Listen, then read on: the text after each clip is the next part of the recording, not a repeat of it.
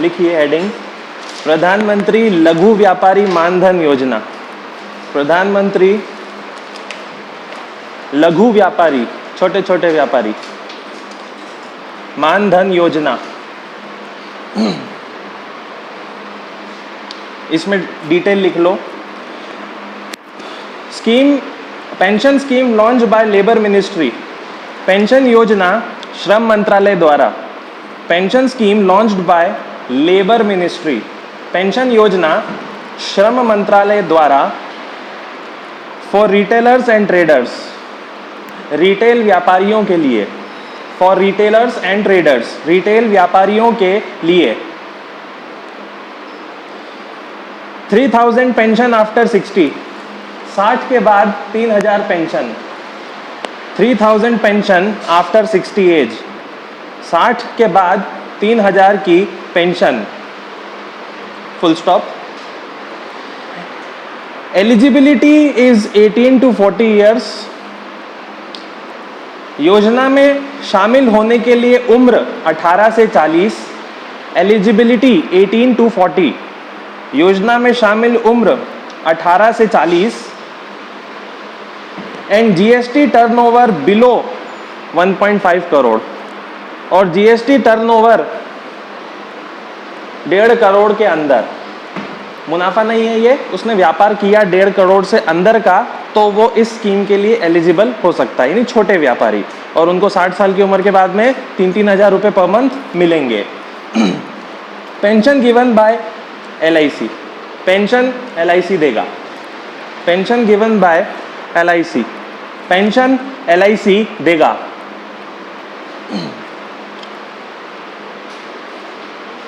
Okay, अगला pension scheme for farmers, किसानों के लिए पेंशन योजना।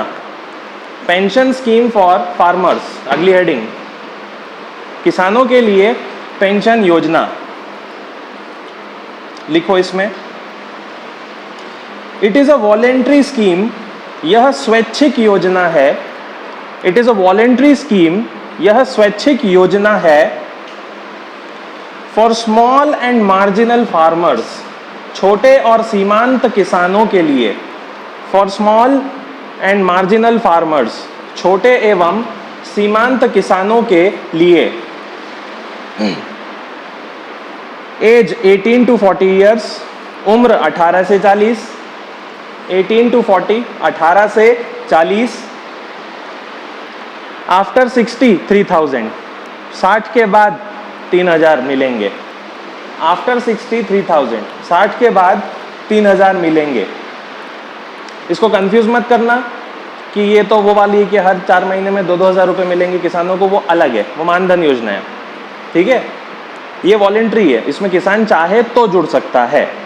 अब इसमें एक शर्त रखी गई है कि किसान को हर महीने 100 रुपये जमा करने पड़ेंगे 18 से 40 तक। ठीक है, फिर 60 पे पहुंचने के बाद 3000 मिलेंगे। तो लिख लो शर्त, farmer is required to contribute 100 per month, किसान को प्रति माह 100 रुपये जमा करवाने होंगे। Farmer is required to contribute 100 per month, किसान को हर महीने 100 रुपये जमा करने होंगे। Full stop. If subscriber is dead, यदि किसान की मृत्यु होती है तो क्या होगा? 50% वाइफ को मिल जाएगा, या जो भी उसमें नाम लिखा होगा बेनिफिशियरी का। 50% will be given to family, 50% परिवार को मिलेगा। 50% गिवन टू फैमिली, 50% परिवार को मिलेगा। वॉलेंट्री स्कीम है, अपनी मर्जी से। कौन है ये व्यक्ति? अगली हेडिंग डालिए। इसके अलावा एक और योजना है, वो भी लिख लो। अगली हेडिंग में लिखो पहले, प्रधानमंत्री किसान सम्मान निधि। सबसे बेसिक, प्रधानमंत्री किसान सम्मान निधि। अब ये तो बहुत पहले से चल रही थी, और इसका एक ही काम था, साल भर में कितने रुपए दे देना किसानों को? 6000 रुपये देना। कितने कितने महीनों में? 4-4 महीनों में।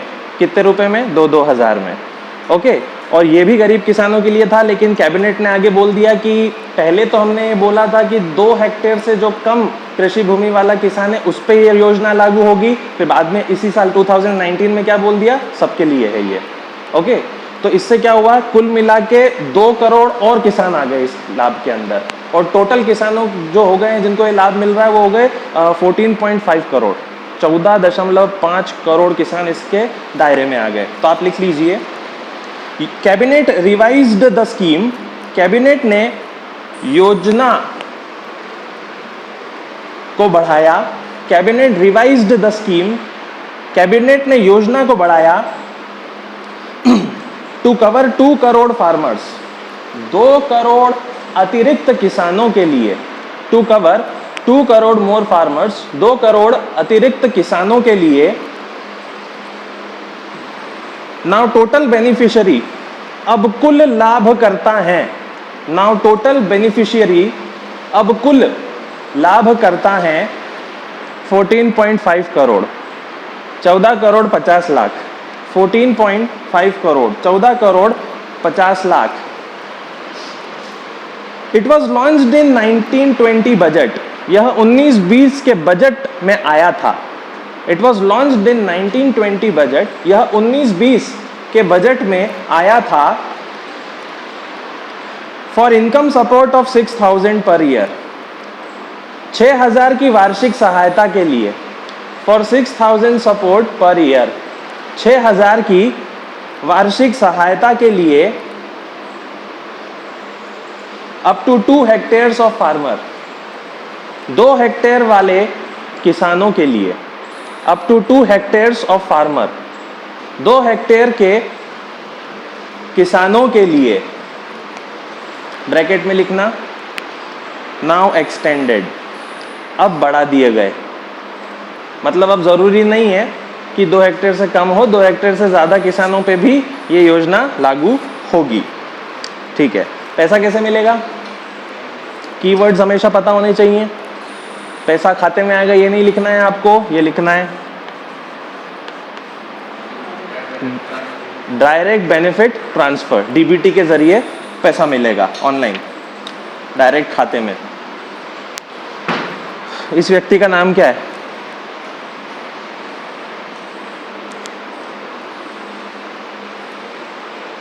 इन्फोसिस, नंदन नीलेकणी, लिखिए हेडिंग, नंदन नीलेकणी कमेटी, नंदन नीलेकणी समिति।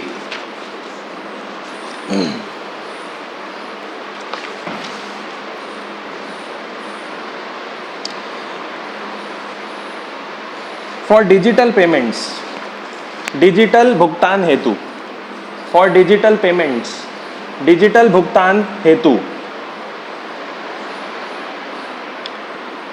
तो इस कमेटी को बनाया गया है सरकार के द्वारा ताकि डिजिटल पेमेंट में क्या सुधार लाने चाहिए, ऐसा नंदन नीलेकणी और उनकी टीम सुझाव दे गवर्नमेंट को, सरकार को। लिख लो किस किस चीज में सुझाव चाहिए सरकार को। गवर्नमेंट वांट रिकमेंडेशन, सरकार को सुझाव चाहिए on RuPay and Bhim UPI, RuPay card और भीम यूपीआई के लिए सरकार को सुझाव चाहिए। Government want recommendation on RuPay card and Bhim UPI, दोनों का मतलब पता है, ठीक। फिर लिखो कॉमा, और क्या सुझाव चाहिए, enhance feature of ATM, ATM में सुविधा बढ़ाई जाए, enhance feature on ATM, ATM में सुविधा बढ़ाई जाए। इनका ये कहना है कि एटीएम में ही सारे काम हो जाने चाहिए, केवल पैसा निकालना और डालने का काम नहीं होना चाहिए, उसके अलावा बिल पेमेंट, हजारों प्रकार के बिजली के payment, gas payment, mobile payment, सब कुछ एटीएम के अंदर सिस्टम होना चाहिए। तो लिखो including bill payment, mobile recharge etcetera, जिसमें बिल भुगतान और मोबाइल रिचार्ज भी शुरू हो, including bill payment and mobile recharge etcetera, जिसमें बिल भुगतान, मोबाइल रिचार्ज भी शुरू हो, कॉमा। एक और सुझाव दिया है नंदन नीलेकणी ने, लिखो convenience fee should not be charged, सहायता शुल्क नहीं लिया जाए, convenience fee should not be charged, सहायता शुल्क नहीं लिया जाए, if payments are made to government agency, यदि भुगतान सरकार को हो रहा हो, if payments are made to government agency, यदि भुगतान सरकार को हो रहा हो। और आखिरी सुझाव इन्होंने दिया है, regularly check NEFT and RTGS, NEFT और RTGS का निरीक्षण होता रहे। Regularly check RTGS NEFT, online payment system होते हैं RTGS और NEFT। जब आप लॉगिन करते हो अपने बैंक खाते में ऑनलाइन, तो किसी और खाते में किसी और बैंक में जमा करने हो तो दो तरीके होते हैं, एक NEFT होता है जो तुरंत करवा देता है, और एक दूसरा क्या होता है RTGS, जो बड़े पेमेंट्स के लिए होता है। ये दो फर्क होते हैं NEFT और RTGS के बीच में। चलिए नेक्स्ट, ये IP से जुड़ा हुआ एक मामला है, हमने पहले भी डिस्कस किया था। ये एक व्यक्ति हैं जिनका नाम है इल्लई राजा, R इल्लई राजा। ओके, यस, गाने इन्होंने कुल मिला के 1000 मूवीज के लिए 4500 गाने कंपोज किए हैं, और मद्रास हाई कोर्ट ने कहा है कि इनके सारे गाने इनके कॉपीराइट रखे जाएं। ओके, यानी इन गानों का उपयोग कोई हॉलीवुड बॉलीवुड मूवी भी करेगी तो पहले किससे पूछना पड़ेगा, परमिशन लेनी पड़ेगी इनसे। तो नाम लिखिए, स्पेशल मॉरल राइट्स, विशेष मौलिक अधिकार, स्पेशल मॉरल राइट्स, विशेष मौलिक अधिकार।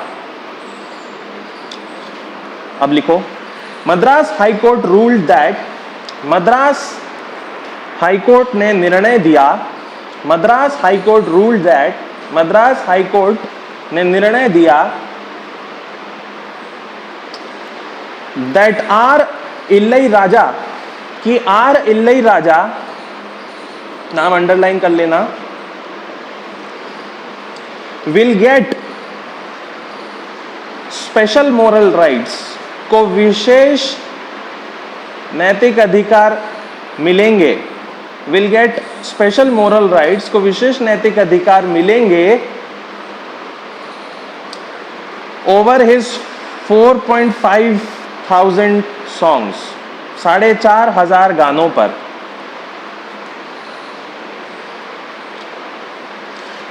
अंडर सेक्शन 57, धारा 57 के तहत, अंडर 57, धारा 57 के तहत ऑफ कॉपीराइट एक्ट 1957, कॉपीराइट अधिनियम 1957 से।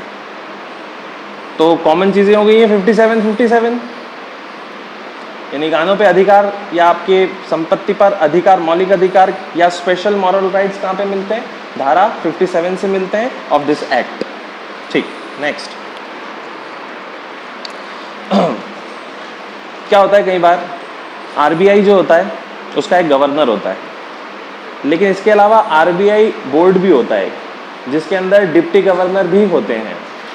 उस बोर्ड में बैठते हैं 5 लोग, एक गवर्नर और 4 डिप्टी गवर्नर, ये सिस्टम होता है। उनमें से एक ही है,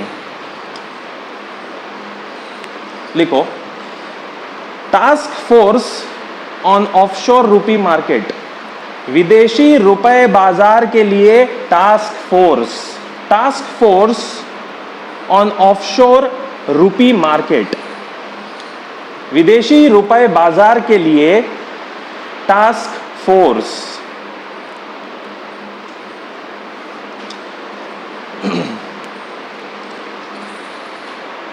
हेडेड बाय उषा थरोट, इसकी अध्यक्ष उषा थरोट होंगी, हेडेड बाय उषा थरोट, इसकी अध्यक्ष उषा थरोट होंगी, former deputy governor of RBI, जो RBI की पूर्व डिप्टी गवर्नर हैं, former deputy governor of RBI, जो RBI की पूर्व डिप्टी गवर्नर हैं।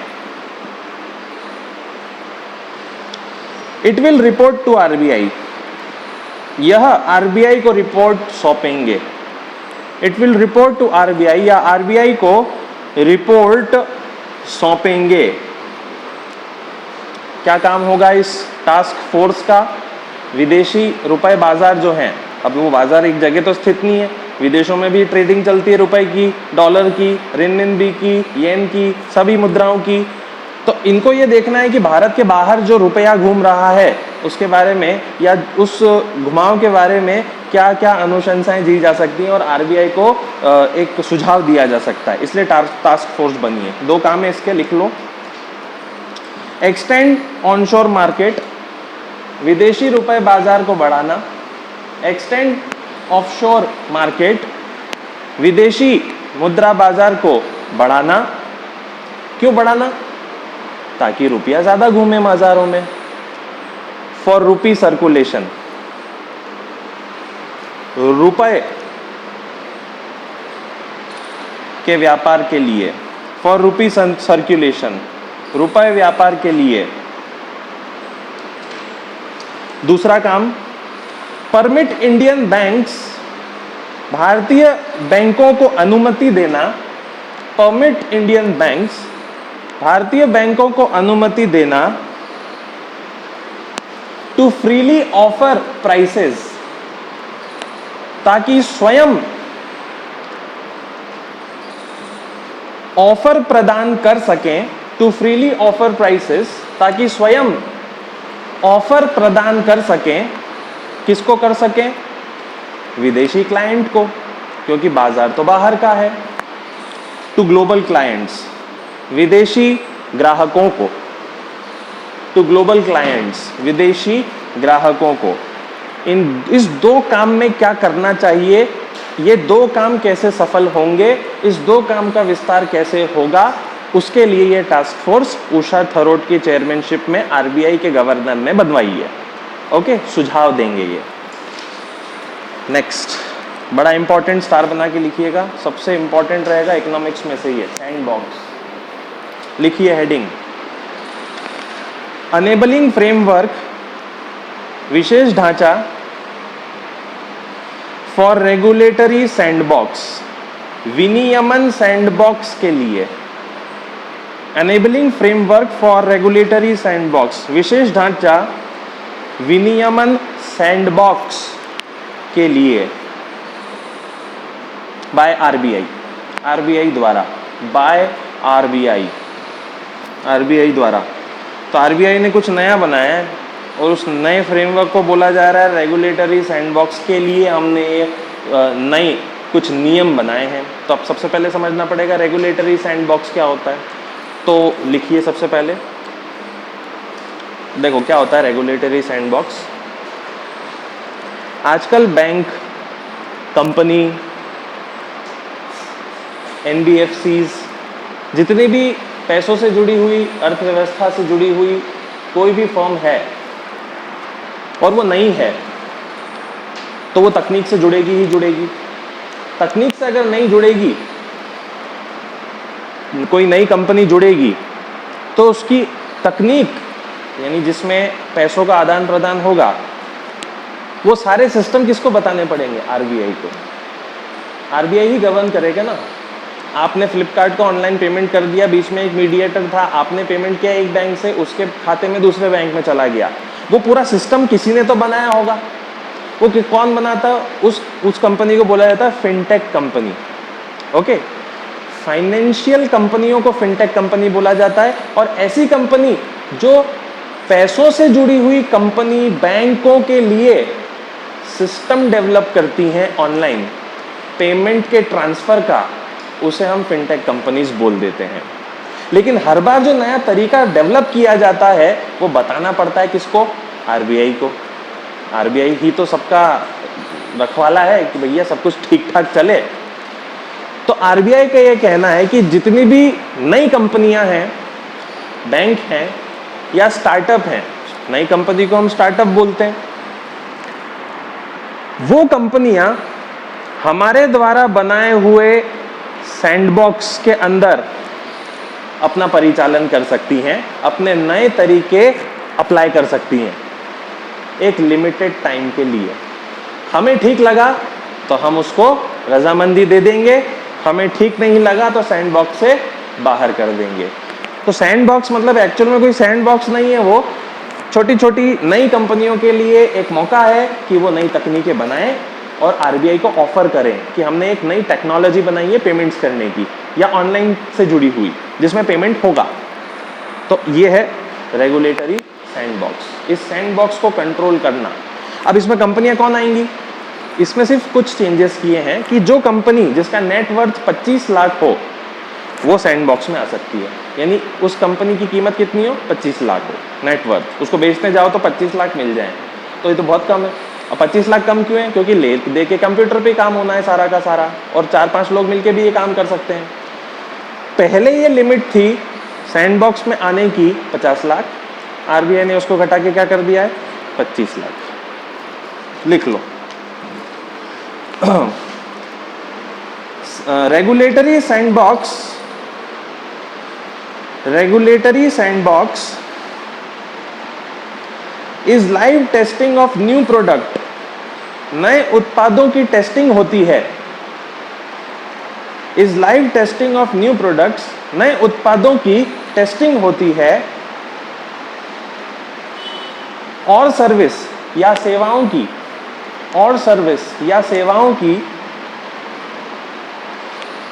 इन अ कंट्रोल्ड एनवायरनमेंट, एक नियंत्रित पर्यावरण में। इन अ कंट्रोल्ड एनवायरनमेंट, एक नियंत्रित पर्यावरण में, और उसी नियंत्रित पर्यावरण को क्या बोलेंगे? सैंडबॉक्स। कंट्रोल में रहेंगे ये लोग यहां पर, कॉमा। रेगुलेटर्स में परमिट रिलैक्सेशन, विनियामक कुछ रिलैक्सेशन दे सकते हैं। रेगुलेटर में परमिट रिलैक्सेशन, विनियामक कौन? आरबीआई। कुछ रिलैक्सेशन दे सकते हैं फॉर लिमिटेड पर्पस, सीमित कार्यों के लिए। फॉर लिमिटेड पर्पस, सीमित कार्यों के लिए, full stop. For entry to RS में आने के लिए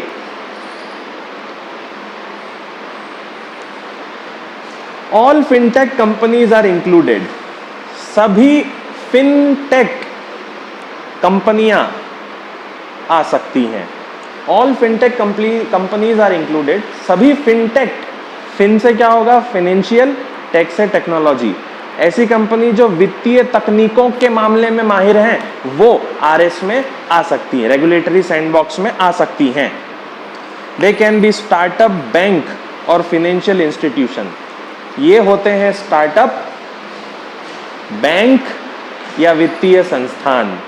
they can be startup bank और फाइनेंशियल इंस्टीट्यूशन। ये होते हैं स्टार्टअप बैंक या वित्तीय संस्थान। विथ मिनिमम नेटवर्थ, जिनके पास न्यूनतम संपत्ति हो। विथ मिनिमम नेटवर्थ, जिनके पास न्यूनतम संपत्ति हो ऑफ 25 लाख, 25 लाख की। ब्रैकेट में लिख लेना, अर्लियर 50, पहले होती थी 50 lakh.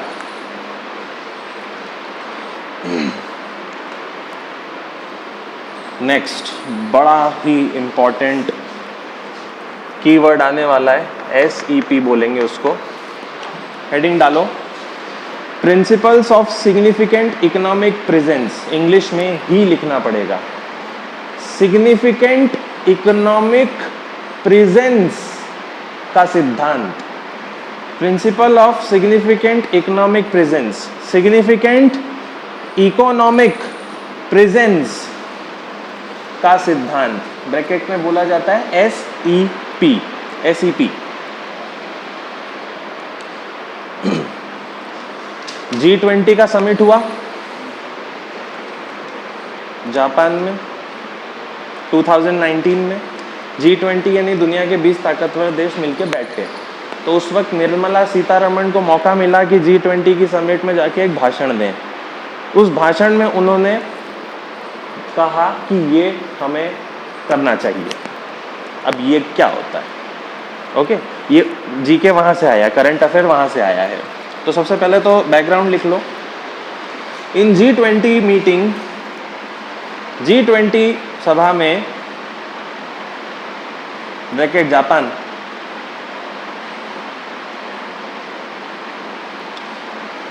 Finance minister called to adopt, वित्त मंत्री ने अपनाने को कहा। Finance minister called to adopt, वित्त मंत्री ने अपनाने को कहा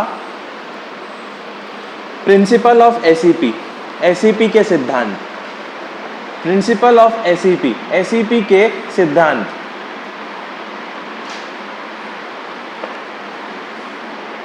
एसईपी लिख लो अब, एसईपी इसमें लिखो। इस सिद्धांत का उद्देश्य उन कंपनियों को टैक्स के दायरे में लाना है। The target is to include that companies under taxation. इस अवधारणा का उद्देश्य उन कंपनी को टैक्स के दायरे में लाना है, to that companies under taxation, जो भौतिक रूप से तो देश के बाहर होती हैं, which are physically outside the country, जो भौतिक रूप से तो देश के बाहर होती हैं, which are physically outside the country, लेकिन उनका व्यवसाय देश के अंदर भी चलता है। But their business is running inside the country, लेकिन उनका व्यवसाय देश के अंदर भी चलता है। But their business is running inside the country, और बड़ा मुनाफा कमाती हैं, एंड मेकिंग ह्यूज प्रॉफिट, और बड़ा मुनाफा कमाती हैं एंड मेकिंग ह्यूज प्रॉफिट। क्या मतलब हो गया? निर्मला सीतारमण का एक ही चीज कहना है, विदेशी कंपनियां सब रजिस्टर्ड अपने अपने देशों में हैं और भारत आके खूब कमा के चले जाते हैं, और बदले में यहाँ के लोगों को पालते हैं, पेमेंट देते हैं, वेजेस देते हैं, उसके अलावा कुछ नहीं मिलता। उनसे भी टैक्स हमें लेना चाहिए।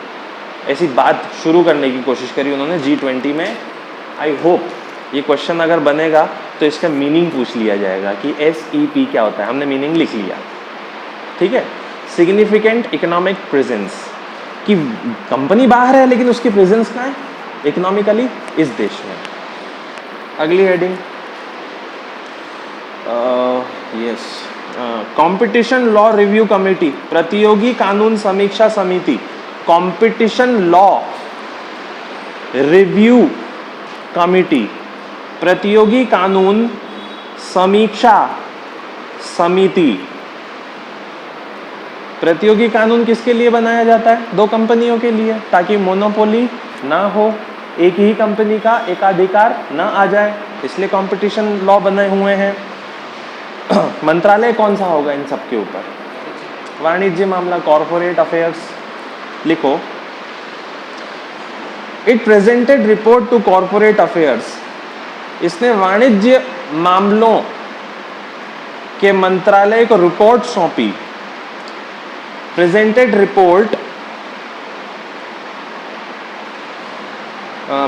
Report to the ministry of corporate affairs, वाणिज्य मामले के मंत्रालय को रिपोर्ट सौंपी। Full stop. रिपोर्ट में क्या क्या कहा गया है वो सब लिखेंगे। पहला पॉइंट, इंट्रोड्यूस ग्रीन चैनल, हरित चैनल लाया जाए। इंट्रोड्यूस ग्रीन चैनल, हरित चैनल लाया जाए।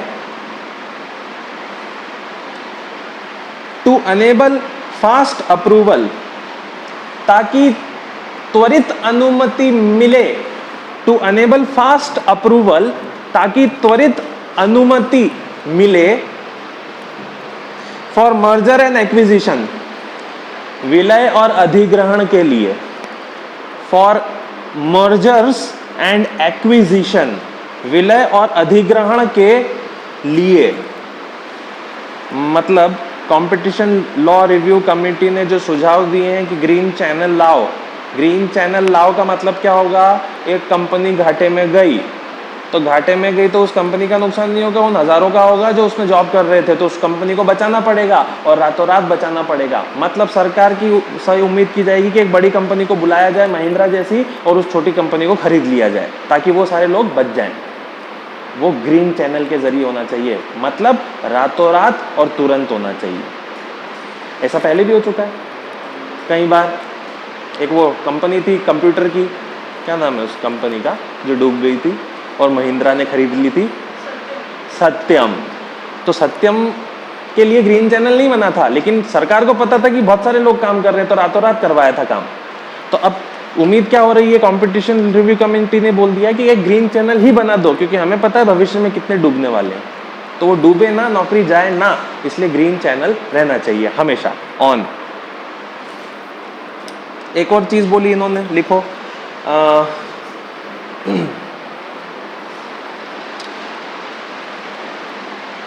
For hearing appeals under competition act, प्रतियोगिता कानून के तहत अपील सुनने के लिए, for hearing appeals under competition act, प्रतियोगी कानून के तहत अपील सुनने के लिए new bench of NCLAT should be made. NCLAT की नई पीठ स्थापित हो। New bench of NCLAT will be made. NCLAT की नई पीठ बनाई जाए। What is NCLAT?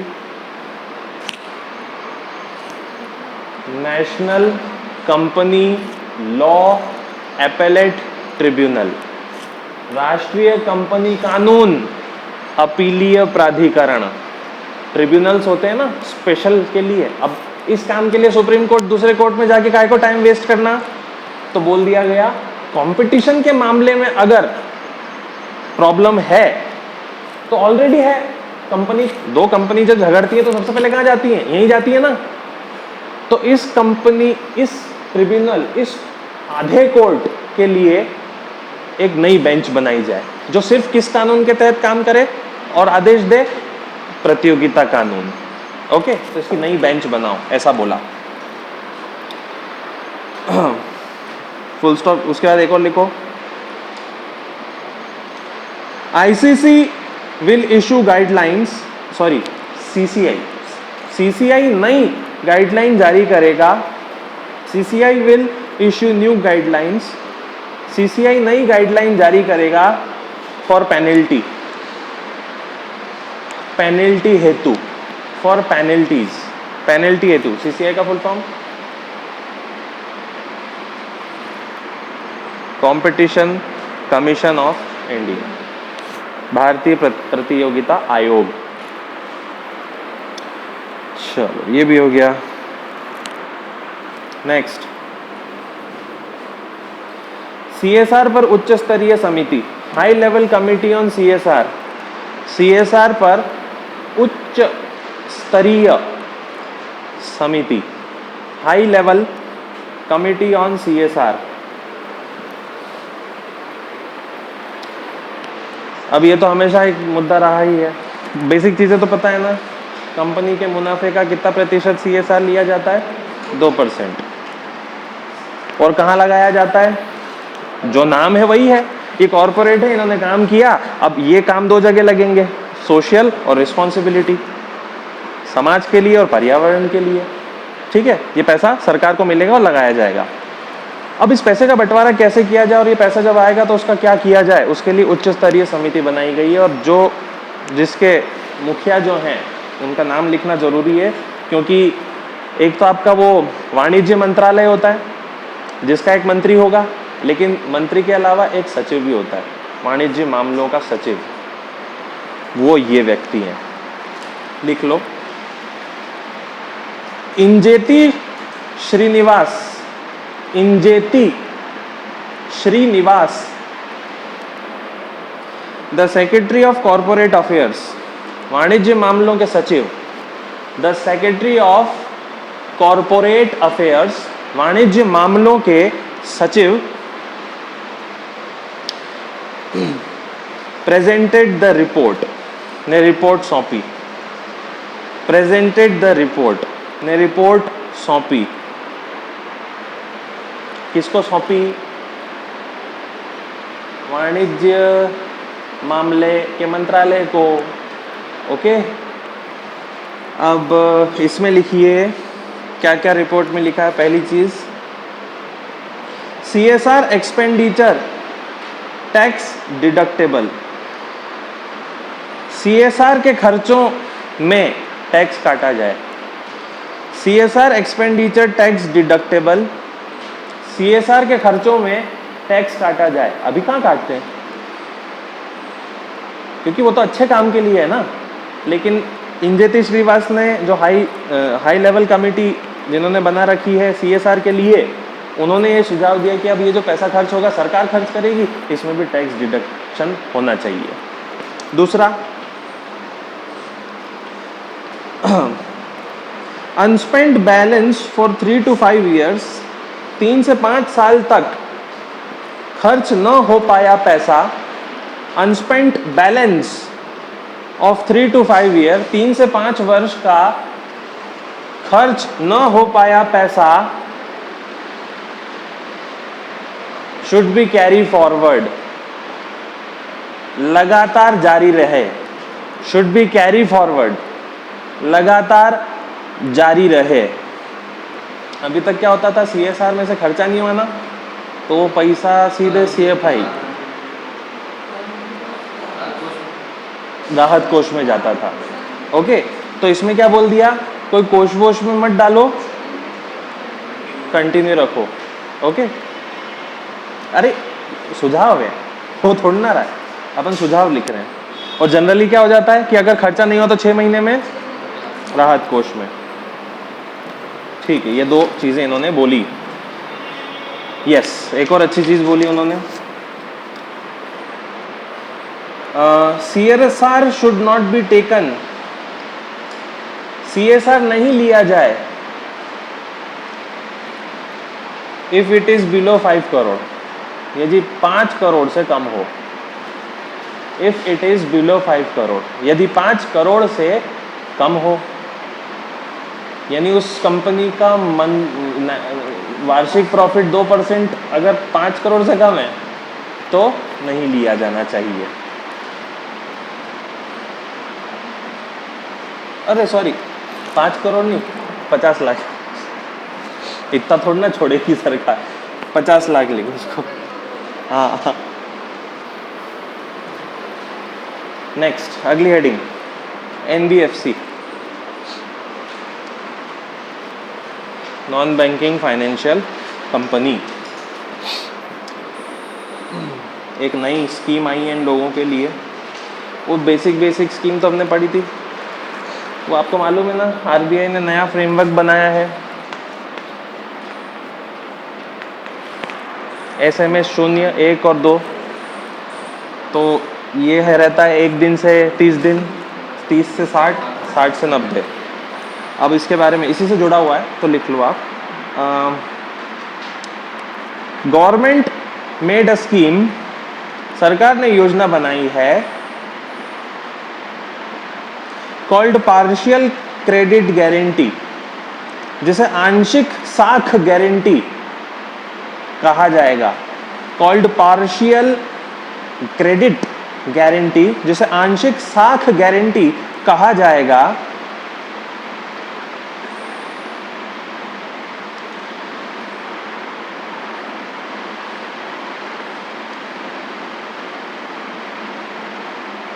एक मिनट, इसमें कुछ गलत लिखा है कि public sector banks for purchasing high rated pooled assets from financially sound. लिखो आगे, फॉर NBFC के लिए,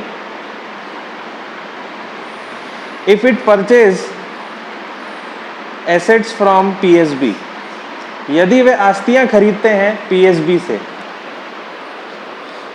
if they purchase assets from PSB, यदि वे आस्तियां खरीदते हैं पीएसबी से, पीएसबी पब्लिक सेक्टर बैंक, यानी एक योजना है जिसको हम बोल रहे हैं पार्शियल क्रेडिट गारंटी स्कीम। ये स्कीम किसके लिए है? Indiabulls, DHFL, LIC, Aditya Birla financial, Tata capital, ऐसी कंपनियां जो बैंक नहीं है लेकिन फिर भी लोन देने का काम करती हैं। और ये स्कीम तब लागू होगी जब भी ये छोटी छोटी एनबीएफसी बैंकों से कोई एसेट खरीदती हैं, नहीं पैसा लेती हैं, सीधी सी बात है, एसेट खरीदती हैं। क्या मतलब होगा इसमें, लिख लो। अब बात वहीं आ गई ना,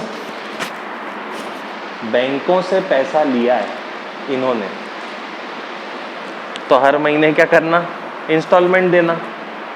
इंस्टॉलमेंट नहीं दी पहले ही दिन के बाद तो कहाँ आ जाएंगे?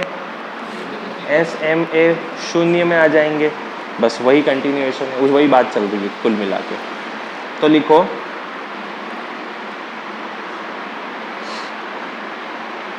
If NBFC comes in SMA 0, यदि NBFC SMA 0 में आता है, if NBFC comes in SMA 0, यदि NBFC SMA 0 में आता है ड्यूरिंग 1 ईयर पीरियड, एक वर्ष में कभी भी, ड्यूरिंग 1 ईयर पीरियड, एक वर्ष में कभी भी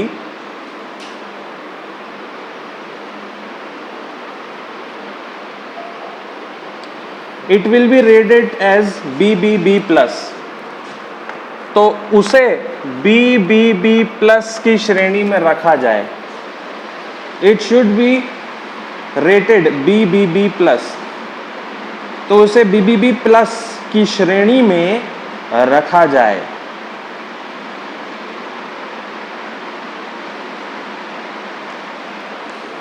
ठीक है। क्रेडिट एजेंसीज होती हैं जो अलग अलग श्रेणी बनाती है। कुल मिला के ये है, इनके लिए कानून बना है। ओके, योजना बनी है कि इनको इस श्रेणी में रख दो और इस श्रेणी में जितने नियम कायदे कानून होते हैं इन लोगों के लिए ये उसे ही फॉलो करते रहे। पहले क्या था? पहले ऐसी कोई योजना नहीं थी, ये बैंकों से पैसा ले लेते थे। बैंकों से पैसा लेने के बाद ये तो बैंक नहीं है ना, इनको तो बैंक क्या मानेगी? तो ये एक इंसान है जिसने हमसे लोन लिया है। अब तूने भले ही किसी को भी दिया हो, हमको क्या, हमको तो बराबर हमारा पैसा चाहिए महीने की 1 तारीख को।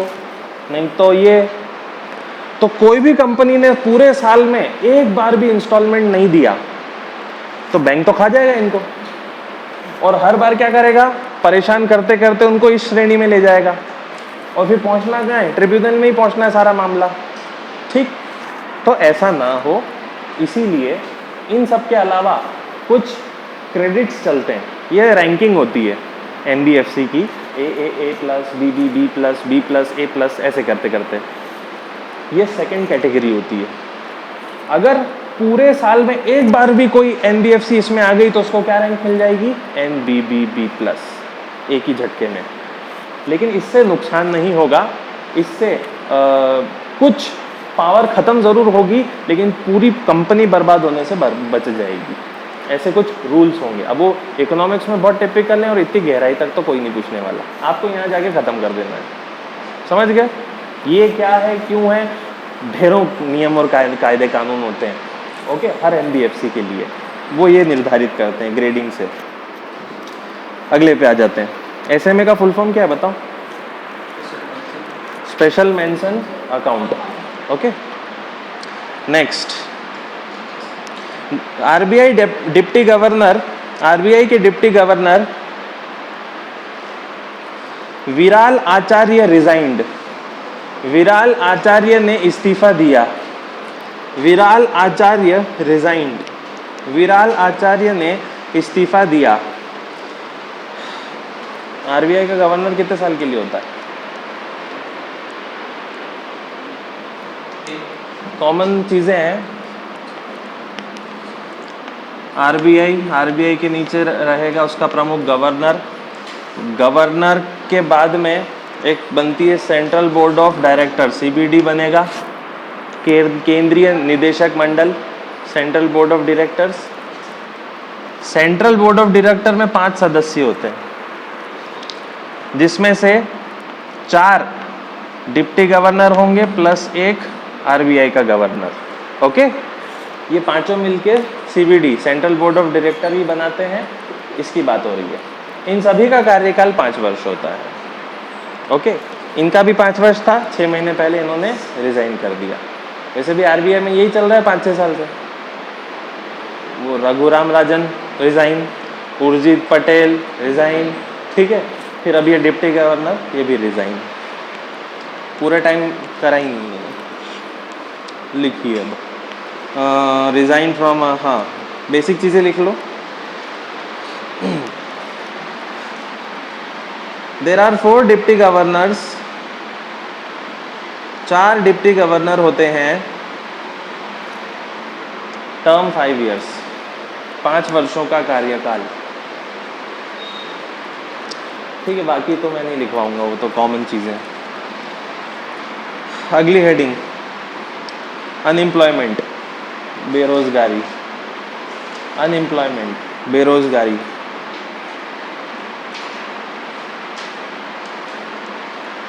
लिखो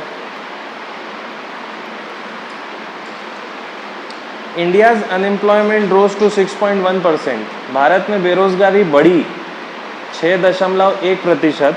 इंडियाज अनएम्प्लॉयमेंट रोज टू 6.1, बेरोजगारी बढ़ी 6.1% इन 17-18, 17-18 में। ब्रैकेट में लिखना 45 ईयर हाई, 45 वर्षों में सबसे उच्च। 45 ईयर हाई, 45 वर्षों में सबसे उच्च। बस हो गया। नेक्स्ट, पढ़ रखा है, नहीं लिखेंगे। बैंकों का विलय हुआ, किस बैंक का किससे विलय हुआ? पंजाब नेशनल बैंक में कौन कौन से 2 बैंक जुड़े हैं? 1 जुड़े हैं, 2? कौन से? Oriental bank of commerce, OBC, और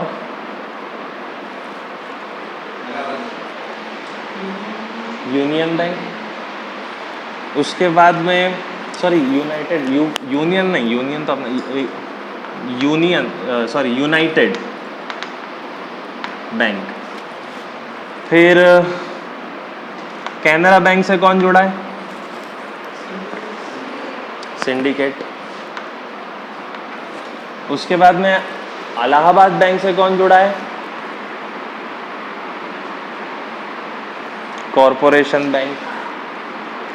और फिर इंडियन बैंक से 2 जुड़े हैं। लिख लो एक बार और, लिखो वापस। बैंक कंसोलिडेशन, बैंकों का विलय,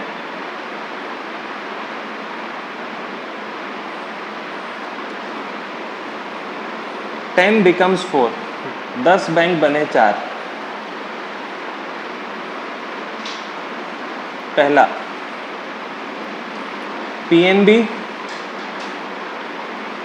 पीएनबी के सामने लिख लो ओबीसी एंड यूनाइटेड बैंक।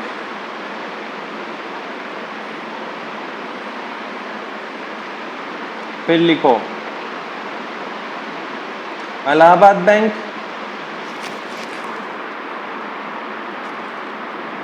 उसमें लिख दो उसके सामने उससे कौन जुड़ा? Indian bank.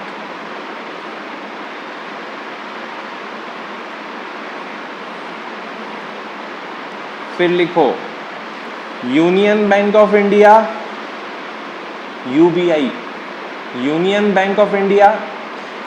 इसमें कौन जुड़ा? तो इसके सामने लिखो आंध्र और कॉरपोरेशन बैंक, आंध्र और कॉरपोरेशन बैंक। फिर लिख लो कैनरा बैंक, उससे कौन जुड़ा? सिंडिकेट, कैनरा से सिंडिकेट जुड़ा। इतिहास पता है ना? इन 2017 में देयर वर 27 गवर्नमेंट बैंक्स या पीएसबी, 27 पीएसबी थे, public sector bank 27 PSB, 27 PSB थे। नाउ दे आर ओनली 12, अब केवल 12 बचे हैं। नाउ दे आर 12, अब केवल 12 बचे हैं। तो कहानी समझाओ। 2017 में कौन से बैंक का अमेलगमेशन हुआ?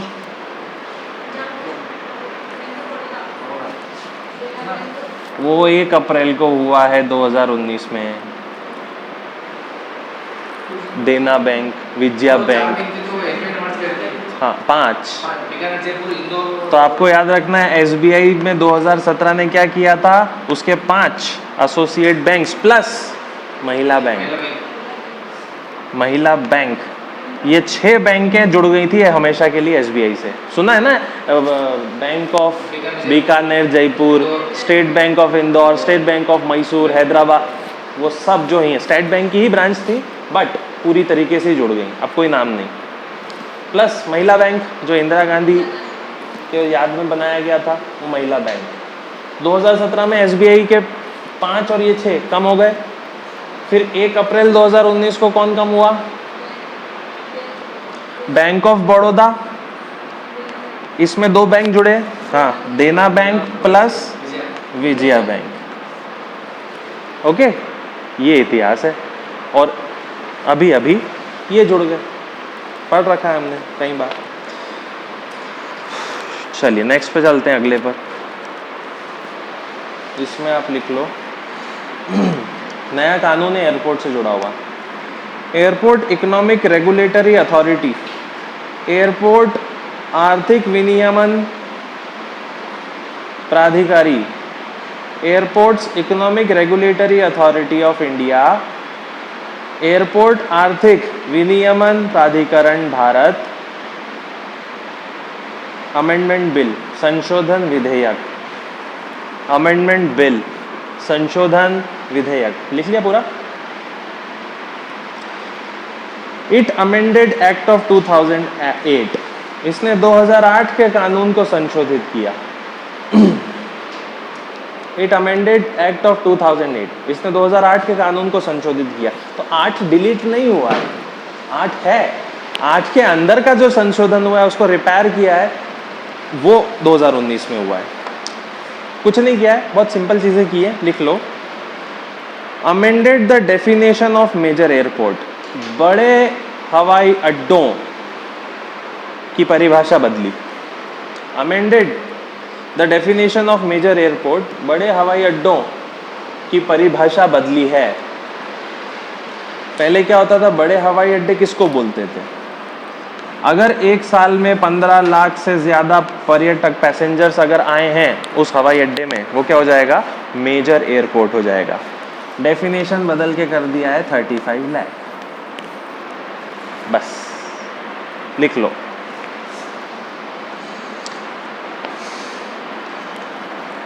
Annual passenger traffic should be 35 lakh, वार्षिक पैसेंजर संख्या 35 लाख होनी चाहिए। Annual passenger traffic should be 35 lakh, वार्षिक पैसेंजर संख्या 35 लाख होनी चाहिए। इंस्टेड ऑफ 15 लाख के बजाय, इंस्टेड ऑफ 15 लाख के बजाय। नेक्स्ट अगली हेडिंग डालिए, startup cell. Startup cell basic question है। स्टार्टअप सेल किसने स्थापित किया? एक ही आंसर, सीबीडीटी ने। क्या है CBDT? Central board of direct tax, ठीक है, प्रत्यक्ष कर बोर्ड या प्रत्यक्ष कर केंद्रीय बोर्ड। लिखो, CBDT created 5 member startup cell. CBDT ने 5 सदस्य सेल बनाया।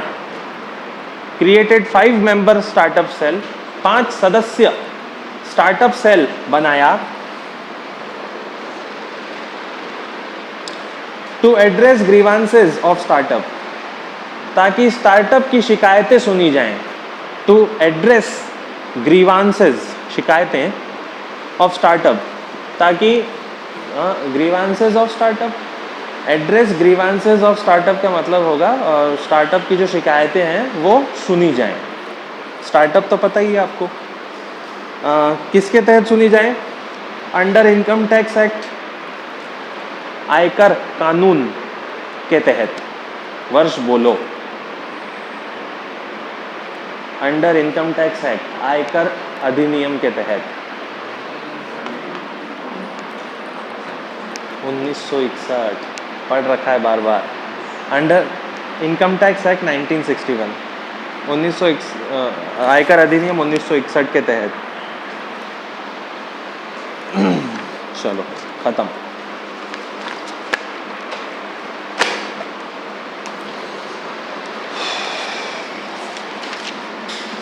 ट्वेंटी में क्या चल रहा था? बहुत सारी अलग अलग सभाएं और बैठक और विदेशी मामले देख रहे थे, है ना? अब नेक्स्ट हेडिंग डालीजिए प्रीलिम्स 2020 ईयरली, और इसमें लिखो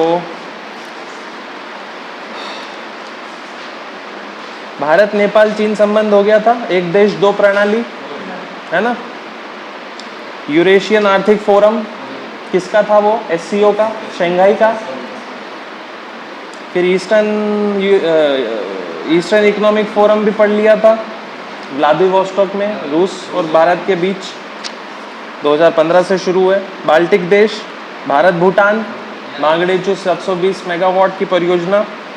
IRACD, ये भी भारत और रूस के बीच में द्विपक्षीय वार्तालाप है, जिसमें 6 प्रमुख बातों पे MOU वगैरह साइन हुए। अगला लिखिए, G20 शिखर सम्मेलन, 14th G20 शिखर सम्मेलन 14th। अब मैं हिंदी में ही बोलूंगा, ठीक है? अब हिंदी में हो जाएगा पूरा मामला। ये है G20, ये सारे 20 देश आ गए बड़े बड़े। अपना वाला दिख रहा है? हाँ, वो स्कूल में फोटोग्राफ लेते थे ना, बस वैसे वाला है, दोस्त के पीछे एकदम। ये कौन है? Shinzo Abe. जिंग,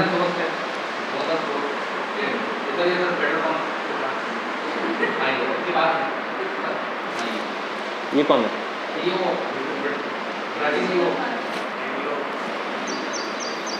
ब्राजील तो नहीं है, जर्मनी है, एंजेला मार्केल।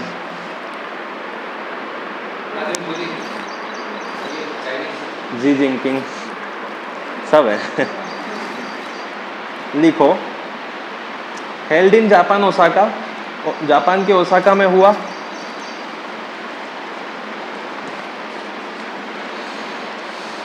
मुद्दे, इश्यूज, व्यापारिक तनाव,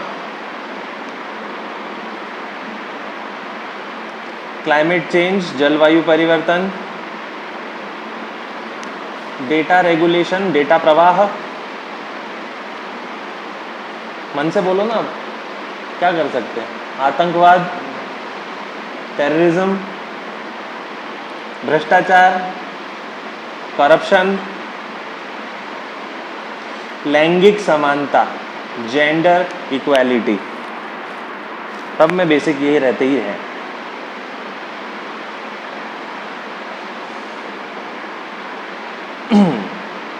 भारत ने आर्थिक अपराधियों से जुड़े कोष के लिए, भारत ने आर्थिक अपराधियों, भगोड़े बोलते हैं अपन, मालिया, मोदी का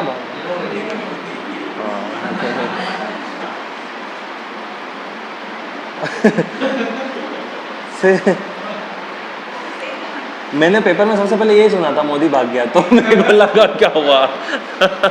मैंने नीरव पढ़ा ही नहीं था।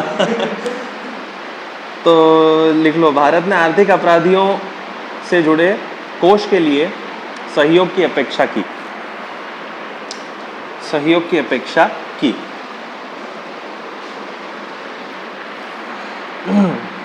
अब इंडिया ने क्या किया यहां जाके, वो लिखो। प्रधानमंत्री ने डिजिटल इकोनॉमी, डिजिटल अर्थव्यवस्था, प्रधानमंत्री ने, पीएम ने डिजिटल अर्थव्यवस्था यानी इकोनॉमी और एआई के लिए, एआई आर्टिफिशियल इंटेलिजेंस के लिए 5I विजन बताया। 5I विजन बताया। 5I विजन में क्या क्या आता है लिख लो एक एक करके। पहला, समावेशिता, इंक्लूसिवनेस। दूसरा, देशीयकरण, इंडिजिनाइजेशन, देशीयकरण, इंडिजिनाइजेशन। तीसरा, नवाचार, इनोवेशन।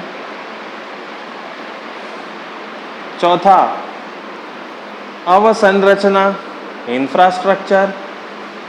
और पांचवा, अंतर्राष्ट्रीय सहयोग, इंटरनेशनल कोऑपरेशन, अंतर्राष्ट्रीय सहयोग, अंतर्राष्ट्रीय इंटरनेशनल कोऑपरेशन। नेक्स्ट, फिर से वही आ गया SCO।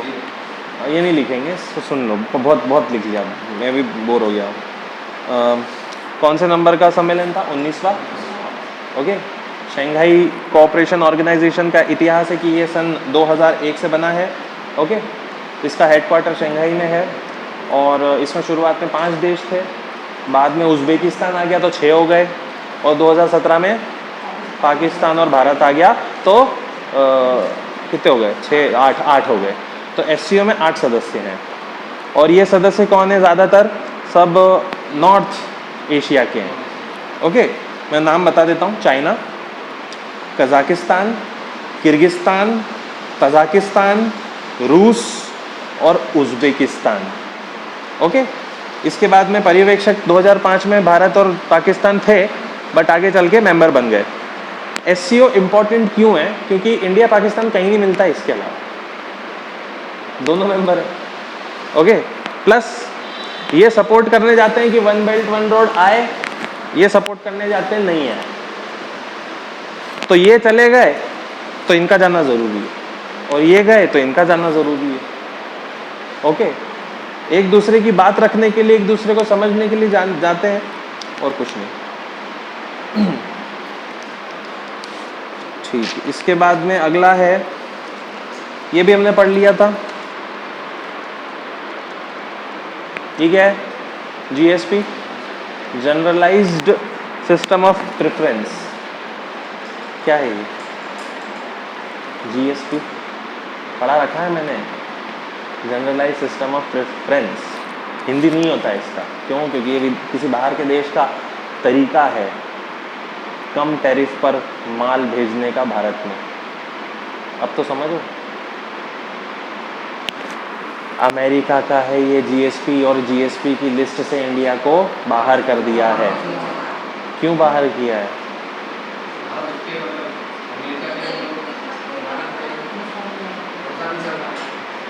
150 मिलियन डॉलर का भारत ने GSP के तहत। GSP का मतलब क्या होता है तो समझ गए ना? GSP का मतलब होता है कम टैरिफ चार्ज लगाकर विदेशों में अपना माल बेचना। कौन से विदेशों में? गरीब देशों में। तो अमेरिका कहता है कि मैं अपनी लिस्ट बनाऊंगा GSP की, जिसमें भारत होगा, गरीब देश होंगे, और हमारा मटेरियल अगर वहाँ बिकने को जाएगा तो महंगा नहीं जाएगा, सस्ते में जाएगा। तो भारत को फ़ायदा मिलता है GSP का। तो कितना फ़ायदा मिला? 150 मिलियन डॉलर्स का फ़ायदा मिला। इतना फ़ायदा देख लिया तो अमेरिका को लगा कि इसने ज़्यादा फ़ायदा लिया है, क्योंकि GSP के तहत हमने जिससे भी व्यापार किया उस पूरे GSP का 12% तो अकेला भारत ले गया, तो ये तो अब ज़्यादा हो गया। ओके। तो हम डिसाइड करते हैं कि भारत को हटा रहे हैं हम GSP की लिस्ट से। पूरी दुनिया में GSP की लिस्ट कौन बनाता है? 13 देश। ओके। बेलारूस है, रशिया है, फिर कजाकिस्तान भी है, वो भी ऐसा करता है। ये सब चीज़ें हैं, तो ये पढ़ रखा है हमने, ये भी नहीं लिखेंगे।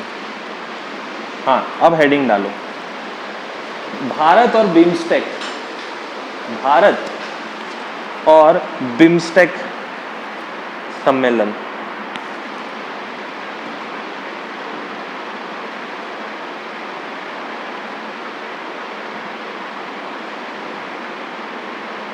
लिखो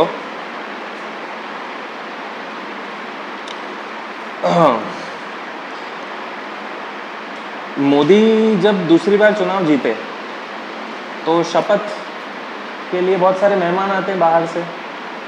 2 मेहमान आए थे, एक आए थे किर्गिस्तान गणराज्य से और दूसरे थे मॉरिशस के प्रधानमंत्री। ठीक है, उनको आमंत्रित किया, शपथ ली, शपथ लेने के बाद आमंत्रित करने के बाद एक नीति पर गंभीर हो गए मोदी जी। उस नीति को बोला जा रहा है पड़ोसी प्रथम नीति, कि मॉरिशस भी एक तरीके से हमारा पड़ोसी है और किर्गिस्तान भी एक तरीके से पास में ही है, तो हम आपसे पड़ोसी प्रथम नीति करना चाहते हैं। ओके, यानी व्यापार की ही बात हो रही है, ट्रेड की बात हो रही है। तो आप लिख, और ये दोनों कहाँ हैं? बिम्स्टेक के ही है, लिख लो आप। मोदी के दूसरे कार्यकाल के शपथ के दौरान, मोदी के दूसरे टेन्योर या कार्यकाल के शपथ के दौरान बिम्स्टेक के नेताओं के साथ, बिम्स्टेक के सब आए थे, बिम्स्टेक के नेता, बिम्स्टेक के नेताओं के साथ किर्गिस्तान और मॉरिशस, बिम्स्टेक में तो ये 2 है नहीं, पर इन दोनों को भी लिया, किर्गिस और मॉरिशस को भी आमंत्रित किया।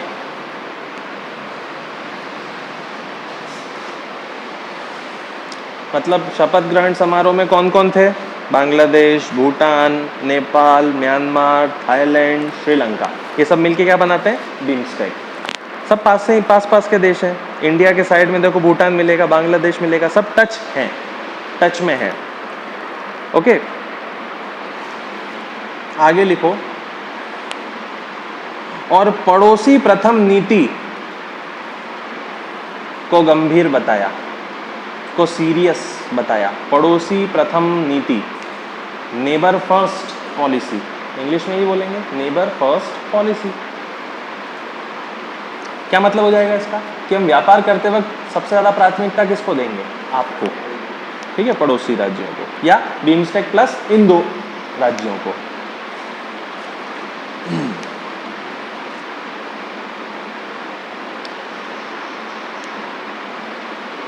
अब इसमें ज़्यादा कुछ कहने लायक नहीं है। ओके, बस इतना ही लिखेंगे अपन। बिम्स्टेक पूरा पढ़ रखा है, फिर से उसमें नहीं जाएंगे। ये क्या करते हैं? आतंकवाद, ड्रग स्मगलिंग, ट्रैफिकिंग, इन सब से बचना, ये सब इनके काम है। स्थापना याद रखना, बिम्स्टेक कब बना था? 1997 में बना, बस बैंकॉक में बना था।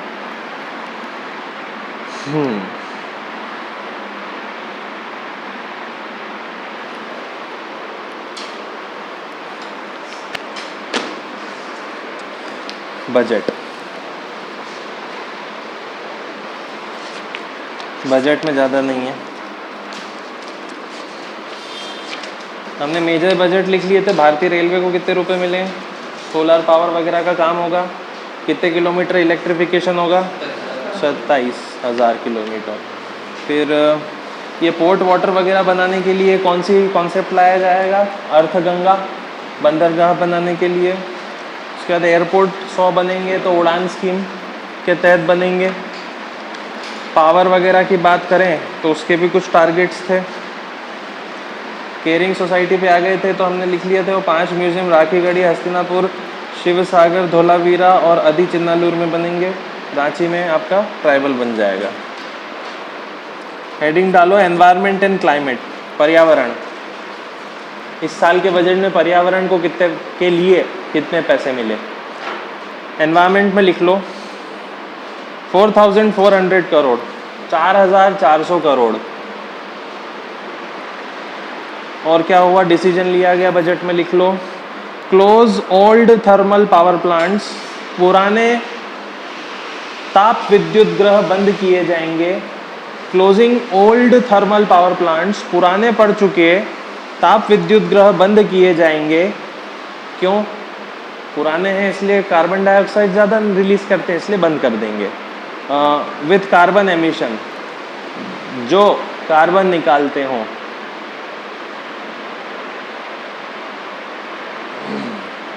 बस इतना ही आया है इस बार। फिर लिखो गवर्नेंस, अगली हेडिंग, प्रशासन, ये इंपॉर्टेंट रहेगा, प्रशासन, गवर्नेंस। अब इसमें लिखिए टैक्स पेयर चार्टर, कर घोषणा पत्र। आपको याद है सिटीजन चार्टर होता है, किसी भी कार्यालय में जाते हो तो आपको ऊपर एक टंगा हुआ रहता सिटीजन चार्टर, ताकि कंफ्यूज ना हो व्यक्ति और उसको पता लग जाए कि क्या करना है, काम कैसे किया जाएगा यहाँ पर। तो एक टैक्स पेयर चार्टर बनाओ, ऐसा होगा। कर घोषणा पत्र बनाया जाएगा to bring fairness in tax administration, कर प्रशासन में सुधार लाने हेतु। To bring tax fairness in tax administration, कर प्रशासन में सुधार लाने हेतु। फिर और क्या होगा, लिखो रिफॉर्म्स इन रिक्रूटमेंट्स, नौकरी दाखिला में सुधार होंगे। रिफॉर्म्स इन जॉब रिक्रूटमेंट्स, नौकरी दाखिले में सुधार होंगे। फॉर नॉन गैजेट पोस्ट, गैर गैजेट पदों के लिए। फॉर नॉन गैजेट पोस्ट, गैर गैजेट पदों के लिए। नॉन गैजेट क्या होता है? पुराने ज़माने में एग्ज़ाम फॉर्म भरते थे, लिखा रहता था ना, गैजेटेड ऑफिसर से साइन करवाइए, अधिकारी। अधिकारी के नीचे फिर जो क्लरिकल स्टाफ आ जाता है वो गैजेटेड नहीं होता, वो आपके दस्तावेजों को सत्यापित नहीं कर सकता। सत्यापित करने वाला एक अधिकारी होना चाहिए। ओके, सब इंजीनियर अगर बोलूँ तो वो एक गैजेटेड ऑफिसर है। डॉक्टर बोलूँ सरकारी, वो एक गैजेटेड ऑफिसर है। ठीक है, फिर लिखो इंडिपेंडेंट नेशनल रिक्रूटमेंट एजेंसी, एक स्वतंत्र राष्ट्रीय recruitment agency, national recruitment agency, स्वतंत्र राष्ट्रीय recruitment agency will be made, बनाई जाएगी।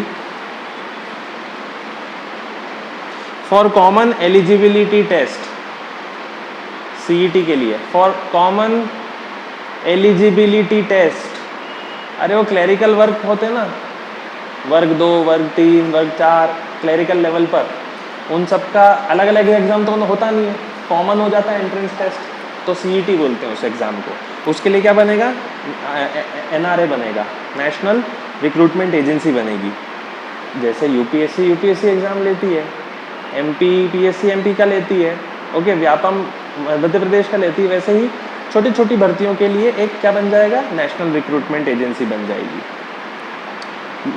टेस्ट कैसे होंगे? Computer based. ये तो दिमाग में रखना, लिखने की जरूरत नहीं, कंप्यूटर बेस्ड होंगे। फिर वो गवर्नेंस में एक और लिख लो। हाँ, ये G20 कब हो रहा है भारत में? 22। कारण भी वही है, 75 ईयर हो जाएंगे आज़ादी के, तो 2022 में होगा G20 सम्मेलन। उसके लिए भी बजट एलोकेट हो चुका है, कितने करोड़ का बता रखा है? 100 करोड़। ओके, हाँ, लिखो वापस, भूल गए। G20 समिट 2022, G20 सम्मेलन 2022, 1000 करोड़ अलॉटेड, 1000 करोड़ मिले। अरे सॉरी, 1000, 100 करोड़। 1000 में तो पाकिस्तान भी आ जाएगा फिर लिखो for development of Jammu Kashmir Ladakh, Jammu Kashmir Ladakh के विकास हेतु। अब ये बजट तो यहीं से आएगा ना, यूटी बन गया है तो अलग से तो कुछ होगा नहीं उनका। कितने करोड़ मिलेंगे लिखो। जम्मू कश्मीर में लिखना 30,757 करोड़, 30,757 करोड़। लद्दाख में लिख लेना 5958, 5958। आप पार्शलिटी देख रहे हो आप, 2 जिले हैं वहाँ पे, कारगिल और लेह। 2 जिलों को कितने मिले? 6,000 करोड़। रतलाम को 20 साल हो गए, इतना इकट्ठे भी नहीं हुए होंगे अभी तक बजट में। तो ये यूटी के फायदे होते हैं। चलिए सरकारी योजनाओं पे आ जाओ। सरकारी योजना 7 कार्यक्रम लिख लिया था, अब ये लिखिए दीनदयाल स्पर्श योजना।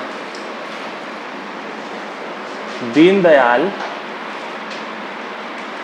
स्पर्श योजना, इसमें दीनदयाल योजना तो ठीक है, स्पर्श का फुल फॉर्म लिख लेना, इंग्लिश में लिखा हुआ है स्कॉलरशिप फॉर प्रमोशन, शिक्षा से जुड़ा हुआ है, बच्चों से जुड़ा हुआ है।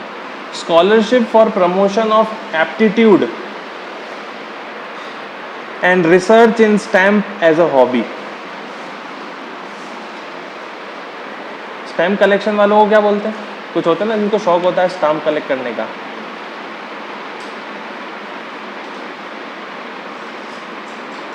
फिलिलिस्ट बोलते हैं उसको। Scholarship for promotion of aptitude and research in stamps as hobby. एक एक करके लिख लो अब पॉइंट्स इसके। बाय संचार मंत्रालय, ministry of communication and IT, संचार मंत्रालय द्वारा, कॉमा 6ठी से 9वीं के बच्चों को, 6th से 9th के बच्चों को डाक टिकट का संग्रहण सिखाना। डाक टिकट, पोस्टल स्टैंप का संग्रहण सिखाना।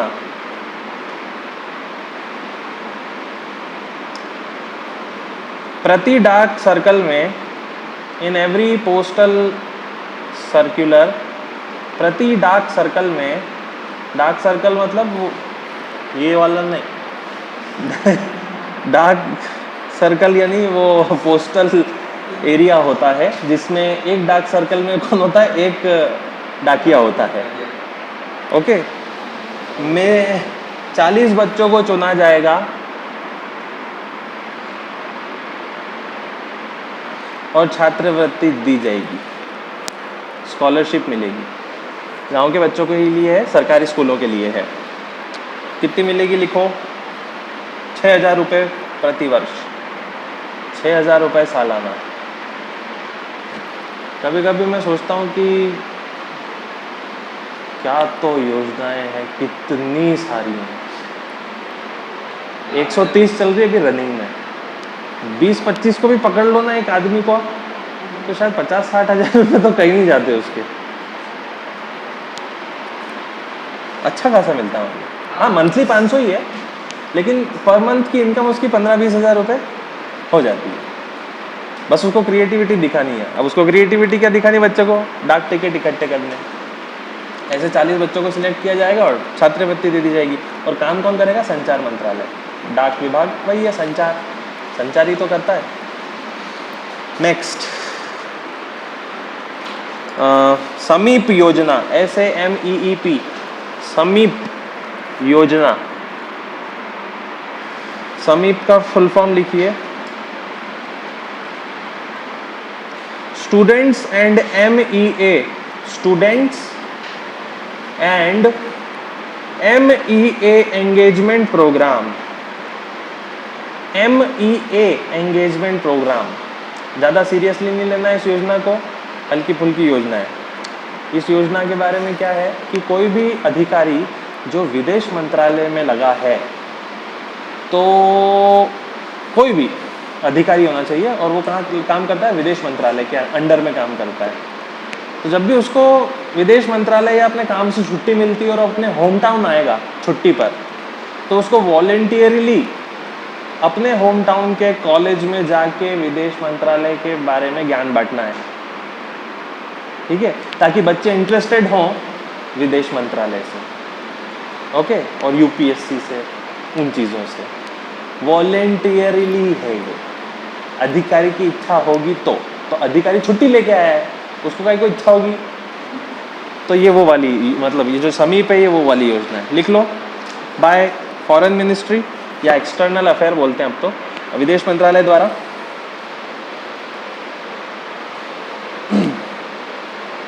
कॉलेज के बच्चों को विदेश नीति के बारे में बताना, कॉलेज के बच्चों को विदेश नीति के बारे में परिचित करवाना, ताकि वो अपना कैरियर बना सके, मतलब इसी फील्ड में वो अपना कैरियर बना सके।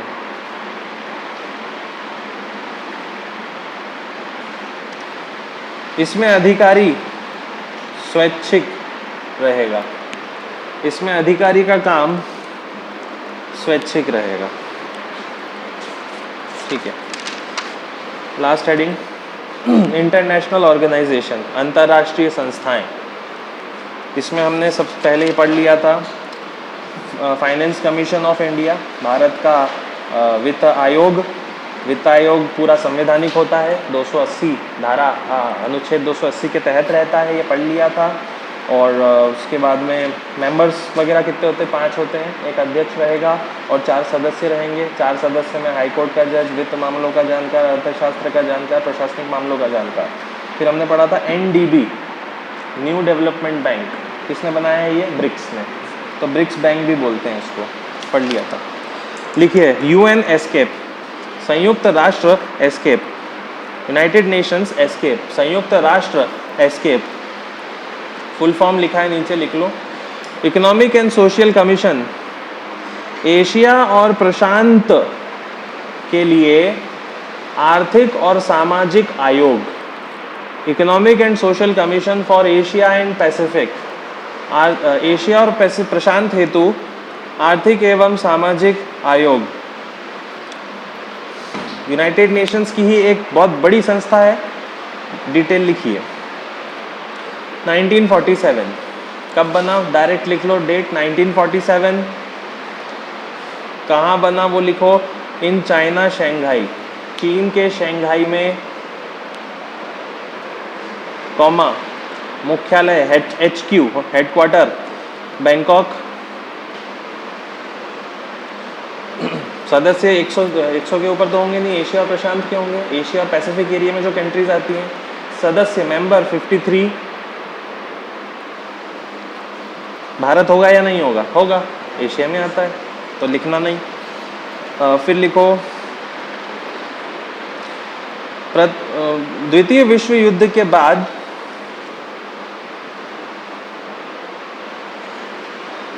आर्थिक और सामाजिक पहलुओं पर जोर देना। After world war II, to see the economic and social conditions, आर्थिक और सामाजिक पहलुओं पर जोर देना, to see the economic and social conditions, comma, poverty गरीबी, विकास डेवलपमेंट, व्यापार ट्रेड, निवेश इन्वेस्टमेंट, आईटी और डीएम डिजास्टर मैनेजमेंट, आपदा प्रबंधन का शॉर्ट फॉर्म डीएम ही होता है, के लिए बना, फुल स्टॉप। अब इसका इंपॉर्टेंट काम क्या क्या करें इसने अभी तक। 1959 में एशिया हाईवे नेटवर्क बनाया। 1959 में एशिया हाईवे नेटवर्क बनाया, जिससे 32 देश आपस में जुड़ गए, जिससे 32 देश आपस में जुड़े।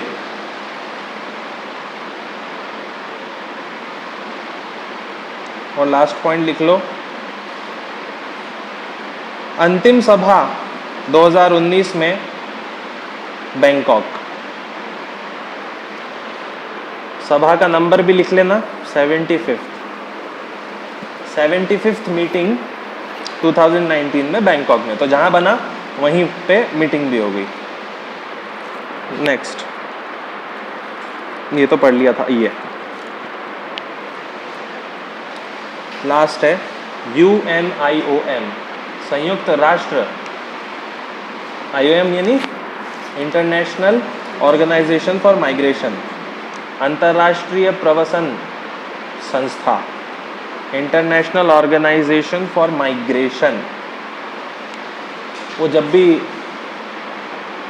म्यांमार से कौन आए थे? रोहिंग्या।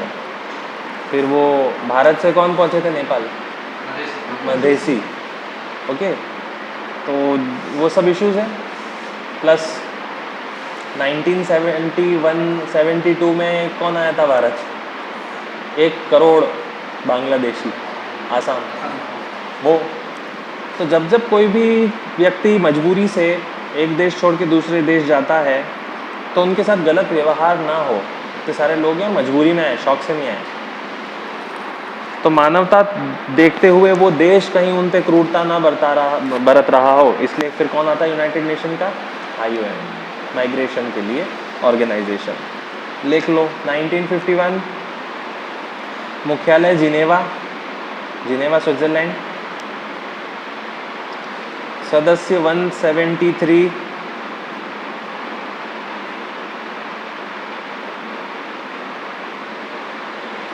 कार्य लिखो, मानवीय ढंग से प्रवसन कराना, मानवीय ढंग से प्रवसन करवाना, यानी ह्यूमैनिटी वे में माइग्रेशन करवाना। अब माइग्रेशन तो 2 टाइप से होते हैं, एक लीगल और एक इलीगल। लीगल होता है तो हम NRI बोल देते हैं, वो भी तो माइग्रेशन होके ही गए हैं, तो क्या इलीगल हो गए? नहीं, वो भी किसके अंडर में आ जाते हैं? अगर उनके साथ कुछ गलत हुआ तो कौन आएगा सबसे पहले? United nation, IOM। सबसे पहले तो वो जिस देश का है वहाँ का राजदूत दूतावास में जाएगा, वो परेशान हुआ तो। वहाँ से भी कुछ नहीं हुआ तो यहाँ जाता है। ये रक्षक होते हैं एक देश से दूसरे देश, जो भी व्यक्ति गया उसके। प्लस इलीगल हो जाते हैं तो उनको क्या बोल देते हैं हम? रेफ्यूजी। ओके, तो इसमें ये भी जोड़ना, प्लस रेफ्यूजी भी शामिल। एक और चीज लिख लो, SDG के लक्ष्य नंबर 10 से जुड़ा है। SDG के गोल नंबर, लक्ष्य नंबर 10.7 से जुड़ा है। हाँ, उसके अंदर भी बहुत सारे पॉइंट रहते हैं, केवल 17 याद नहीं करने, उसके अंदर भी पॉइंट मिलेंगे आपको। ठीक है, गैर, हाँ आप बताओ ना, मेरा काम थोड़ा है ये। 17 है टोटल, 10.7। मोबाइल ओपन करो और फटाफट सर्च करो SDG गोल्स गूगल पर, डायरेक्ट गूगल पर मिल जाएगा। SDG goal number 10।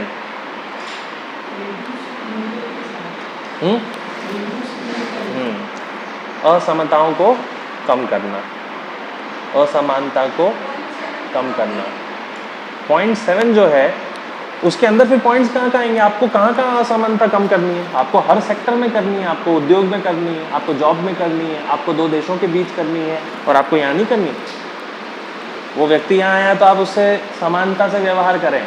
आप माने कि वो इलीगल है, लेकिन आप फिर भी उसको मारे नहीं, जैसा कि म्यांमार में हुआ था रोहिंग्यों के साथ में, जब बौद्ध धर्म के लोगों ने रोहिंग्या को पीटा था।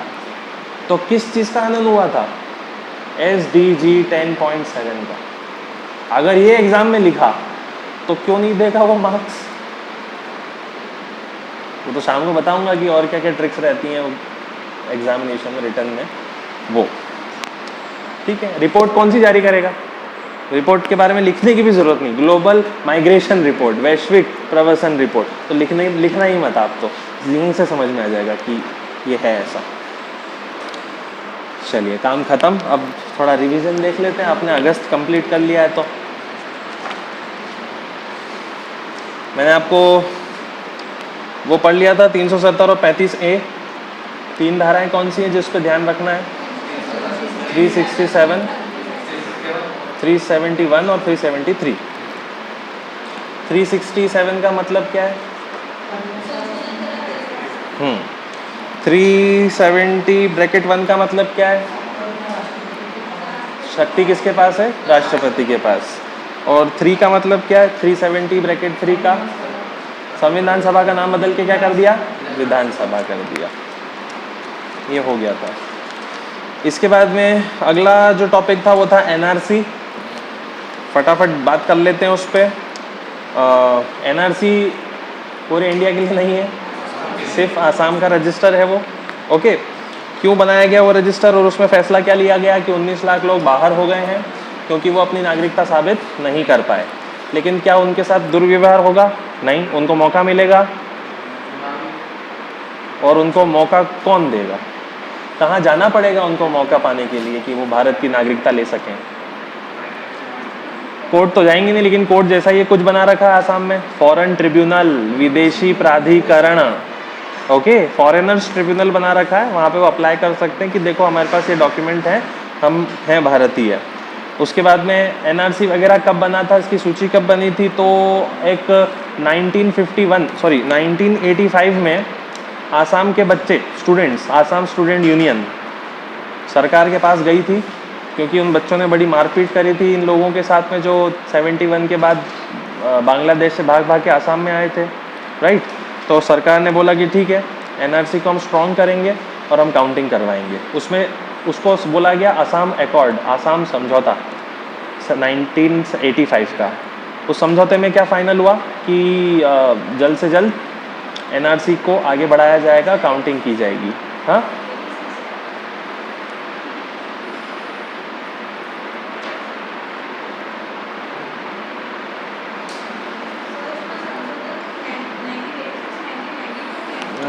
हाँ, ठीक है, हाँ, सही बोल रहे हो। फिर 2 डेट्स आपको याद रखनी है। ये जो भी संशोधन होते हैं, एक तो नागरिकता अधिनियम 1955 में होते हैं, सिटीजन्स एक्ट 1955। देन इसमें बोला गया कि 1 जनवरी 1966 से लेकर 25 मार्च 1971 के बीच जो भी आया है उसको हम गैर कानूनी नहीं मानेंगे, लेकिन उसको मौका मिलेगा 10 वर्षों तक भारत में रहने का और फिर डिसाइड होगा कि उसको नागरिकता मिलनी चाहिए या नहीं। फिर आसाम एकॉर्ड कब हुआ था? इसमें दिया गया 15 अगस्त, ओके, 1985 नई दिल्ली में हस्ताक्षर हुआ था।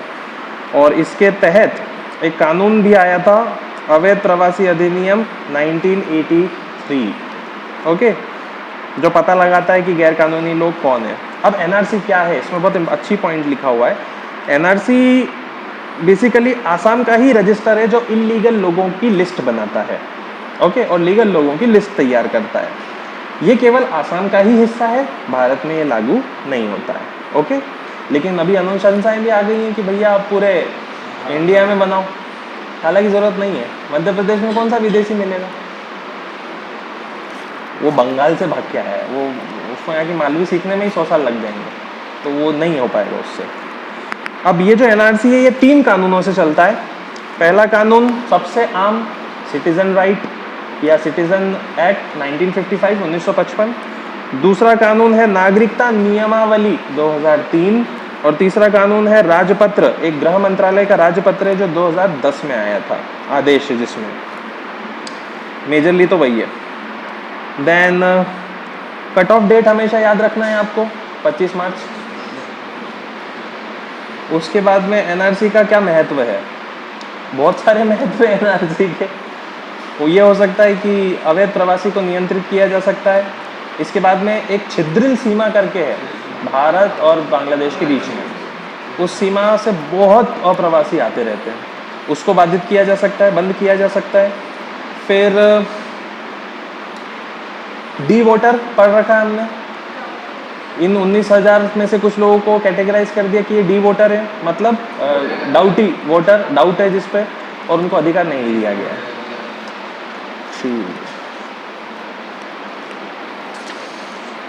ठीक है, तो बहुत, फिर इसमें इसका भी नाम आया है IOM का, बांग्लादेश को भी टेंशन है कि अगर अवैध प्रवासी वापस बांग्लादेश तो नहीं भेज देंगे कहीं, तो इंडिया बोल रहा है कि हम तो इसके हिसाब से चलेंगे। IOM अगर बोलता है कि उनको भेजो मत, तो कौन लेगा? कितने हैं? 1971 में 1 करोड़ अवैध प्रवासी आए थे इंडिया। हम तो सिर्फ 71 की बात कर रहे हैं, उसके बाद भी कितने आए? 5 करोड़। देशों की जनसंख्या नहीं होती इतने, तो भाग के आ गए अपने। तो प्रॉब्लम बहुत बड़ी है ना ये, बिकॉज आसाम के लोगों को, बच्चों को क्यों प्रॉब्लम आई इससे? वो पॉलिटिकली इन्फ्लुएंस कर सकते हैं। अब इतनी भीड़ क्या कुछ नहीं कर सकती, राजनीति में अगर आ गई तो उनका प्रभुत्व आ सकता है।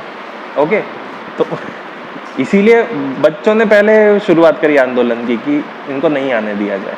अब बात 5 करोड़ की हो रही है, लिस्ट में 19 लाख निकले हैं, तो मतलब 19 लाख तो श्योर है ना, पर फिर भी मौका दिया जा रहा है कि 3 महीने में अगर आप साबित करवा दोगे और एपेलेट में सुनवाई होगी सब है। एपेलेट 19 लाख लोगों की बातें कब तक सुनेगा? आपके सुप्रीम कोर्ट में 60,000 केसेस पेंडिंग चल रहे हैं, एपेलेट 19 लाख केस सॉल्व कर देगा? इतनी जल्दी नहीं होने वाला। स्लो काम है, डराने वाला काम है। सरकार को पता है ये करने से कुछ नहीं होने वाला। एक चीज हो जाएगी, आना बंद हो जाएंगे। पूरा मेन फोकस इसी में, आना बंद हो जाए बस। तो इन बचे हुए लोगों का क्या करें? इनको कंसंट्रेशन कैंप में भेजो, बांग्लादेश भेजो, कि आप ही के थे, आपको वापस। कंसंट्रेशन कैंप में बहुत बुरी हालत होती है लोगों की, ओके, क्योंकि मानवता नहीं रहती उस जगह पर, पैसे वैसे नहीं मिलते। फिर गवर्नमेंट बोलती कि ठीक है, नागरिकता नहीं देंगे, काम करवा लेंगे इनसे, पैसा दे दिया करेंगे, नागरिकता नहीं मिलेगी। तो वो एक इशू रहेगा। फिर अगला है regulating social media. Social media का विनियमन। तमिलनाडु सरकार ने उच्चतम न्यायालय से निवेदन किया कि सोशल मीडिया प्रोफाइल को आधार कार्ड से जोड़ा जाए। फेसबुक अकाउंट खोलते वक्त आधार कार्ड, तो ये, और फेसबुक खुश, हाँ सारे डेटा मिलेगा अपन को। तमिलनाडु न्यायालय ने मना कर दिया कि जब सुप्रीम कोर्ट ने बोल रखा है कि आधार कार्ड स्वैच्छिक होना चाहिए, तो आप सोशल मीडिया में परमानेंट करने की बात बोल रहे हो, नहीं होगा। तो इतना टेंशन नहीं लेना इस बात पे। दूसरा, सूचना लीक हो जाएगी ना, डेटा लीक हो जाता है। फिर अगला है एंटरप्राइज आर्किटेक्चर फ्रेमवर्क, शिलोंग घोषणा से जुड़ा हुआ, SDG से जुड़ा हुआ है।